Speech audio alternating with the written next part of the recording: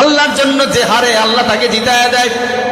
সাইয়্যিদিনা আবু বকর সিদ্দিক রাদিয়াল্লাহু তাআলা আনহু উনি বসে আছেন মসজিদের মধ্যে, আল্লাহর রাসূল মেহরাবের মধ্যে বসা, আবু বকর সিদ্দিক পাশে বসা। একজন আরবি, একজন বেদুইন আসছেন, এসে আবু বকর সিদ্দিক রে বিভিন্ন কথাবার্তা বলতেছে। আবু বকর সিদ্দিক, তোমার এই সমস্যা, তোমার সেই সমস্যা, তোমার এই দোষ, তোমার সেই দোষ। আবু বকর কোনো কথা বলে না, কোনো জবাব দেয় না, রিপ্লাই নাই। কি নাই? রিপ্লাই নাই।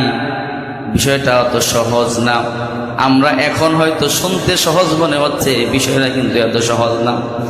আবু বকরের মতো একজন মানুষ, সব নবীদের পরে 1 নাম্বার মানুষ, নবীদের পরে প্রথম ব্যক্তি, এর উপরে আর কার কোনো মানুষের মর্যাদা নাই। নবীদের পরে সারা পৃথিবীতে যত মানুষ আছে, যত মুমিন আছে, যত আল্লাহর পেয়ারা বান্দা আছে, এদের মধ্যে কয় নাম্বার? 1 নাম্বার। সব নবীর পরে 1 নাম্বারে ব্যক্তি হলেন আবু বকর সিদ্দিক। আবু বকর সিদ্দিক এমন মানুষ, আল্লাহর রাসূল বলছেন কিয়ামতের ময়দানে আবু বকর যখন দাঁড়াবে, জান্নাতের 8টা দরজা আছে, 8টা দরজা থেকে আবু বকরের নাম ধরে ধরে ডাকা হতে থাকবে। 8টা দরজা বললে, আবু বকর এদিকে আসো, আমাকে দিয়ে প্রবেশ করো, আমার ভিতর দিয়ে প্রবেশ করে। এত বড় মানুষ আবু বকর। আল্লাহ রাসূল বলছেন, আমার যত সাহাবী, আমার উপরে আমার যত সাহাবের যত অবদান আছে, যত অনুগ্রহ আছে, আমি সব কিছুর বিনিময় দিতে পেরেছি। আবু বকরের কোনো ইহসানের বদলা আমি মুহাম্মদ দিতে পারি নাই। আবু বকরের ইহসানের বদলা আমি আল্লাহর জন্য রেখে দিয়েছি।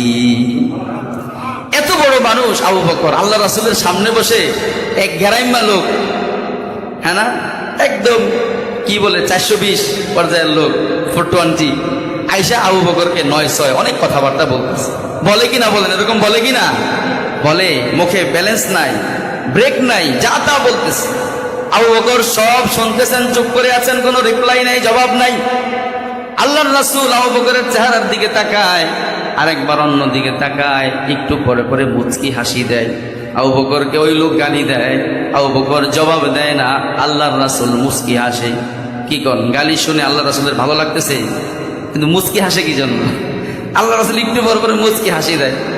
আবু বকরের মনে মনে কষ্ট, আমার গালি দিতেছে আর হুজুরে হাসতেছে, হুজুরে হাসতে, এটা কেমন হইল না? অনেকক্ষণ পর্যন্ত গালাগালি বকাবকি যখন শুনলেন, একদম শেষ মুহূর্তে গিয়ে আবু বকর একটা গালির জবাব দিলেন। একটা গালি অনেক বেশি লেগে যায়, ওই কথাটার রিপ্লাই করলেন, জবাব দিলেন। জবাব দেওয়ার সঙ্গে সঙ্গে আল্লাহ রাসূলের চেহারাটা মলিন হয়ে যায়, চেহারাটা কালো হয়ে যায়। আল্লাহ রাসূল এতক্ষণ বসাচ্ছিলেন, এখান থেকে উঠে রুমে চলে গেলেন, মসজিদ থেকে বের হয়ে গেলেন। আবু বকর মনের মধ্যে আঘাত শুরু হয়ে গেল। হায় রে, এতক্ষণ পর্যন্ত গালি শুনলাম, একটা জবাব দিলাম না। হুজুর মুস্কি আসলেন, একটা কথার মাত্র জবাব দিলাম, হুজুর চেহারা কালো করে ফেললেন। তাহলে আমি কি একটা জবাব দেওয়াটা অপরাধ হয়ে গেল? ওই লোক যে এতগুলো গালি দিল, তার কি কোনো দোষ হলো না? আল্লাহ রাসূলের দরবারে মনের মধ্যে কষ্ট নিয়ে চলে গেলেন।